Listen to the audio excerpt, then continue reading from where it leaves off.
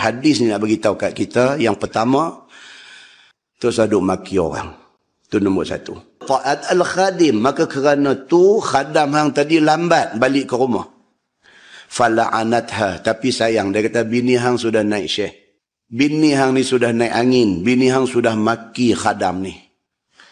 Wasami'tu Rasulullah sallallahu alaihi wasallam yaqul, sedangkan aku pernah dengar Nabi sallallahu alaihi wasallam bersabda, Nabi kata, innal la'nah ila man wujjihat ilaihi fa in asabat alaihi sabila aw wajadat fihi maslaka.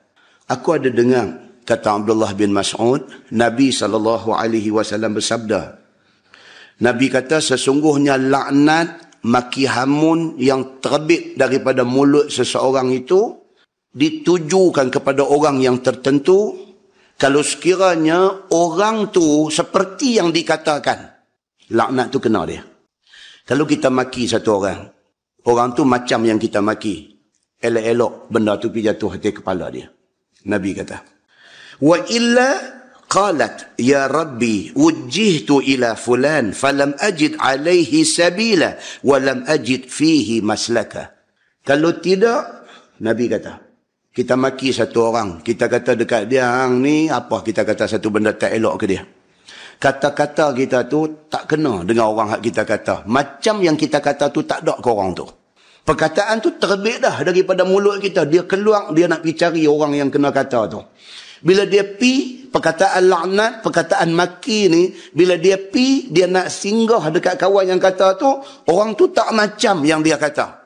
Maka perkataan maki hamun laknat ni, dia mengadu ke Tuhan. Nabi kata, kita kata dekat satu orang, celaka hang ni. Orang yang kita kata tu tak celaka. Perkataan celaka tu nak pi hinggap dekat dia tak boleh. Pasal dia tak seperti yang dikatakan. Maka perkataan itu, Nabi kata dia mengadu kepada Allah subhanahu wa ta'ala.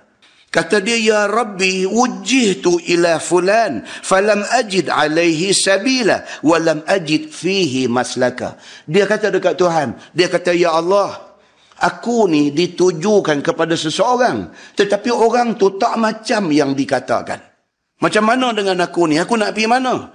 Aku dah keluar daripada mulut kawan yang kata, tapi aku tak boleh pi ke orang yang kena kata. Macam mana dengan aku ni? Fayuqalu laha, Allah kata dekat dia, irji'i min haitsu ji'ti. Tuhan kata, kalau macam tu, hang patah balik, pi makan balik kawan hak kata tadi. Kita kata dekat satu orang celaka, tiba-tiba dia tidak celaka macam yang kita kata. Perkataan tu, dia bidah balik mai ke kita. Dia patah balik itu atas perintah siapa? Atas perintah Allah subhanahu wa ta'ala. Fakhashitu an takuna al-khadim ma'zurah. Abdullah bin Mas'ud kata, wahai Abu Umair, aku takut. Aku takut khadam yang kena maki dengan bini hang tadi, dia tidak seperti yang dimaki. Aku takut bini hang kata macam-macam kat dia, dia tak seperti yang dikatakan oleh bini hang. Aku takut, dia kata. Fatarji'an la'nah, dan aku takut maki hamun bini hang tu balik ke bini hang. Fa'akuna sababaha, dan aku jadi punca, dia kata. Aku takut. Kerana aku pi rumah hang, kerana aku minta air nak minum. Kerana tu bini hang suruh khadam pi minta air dekat rumah sebelah. Kerana tu dia balik lambat. Kerana tu bini hang maki dia. Kerana tu aku menjadi punca, dia kata. Maka kerana itulah aku keluar daripada rumah hang ni. Aku tak mau duduk dalam rumah ni. Aku takut aku menjadi sebab kepada bini hang kena laknat dengan perkataan yang dia laknat khadam dia tadi.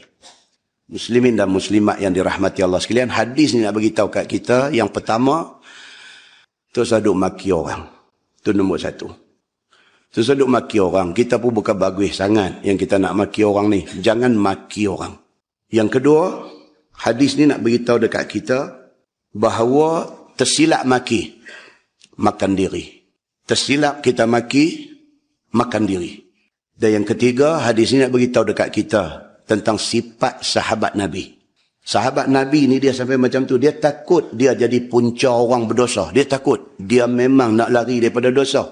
Kalau orang berdosa kerana dia pun, dia takut. Mulianya peribadi para sahabat Nabi. ridwanullah alaihim ajma'in.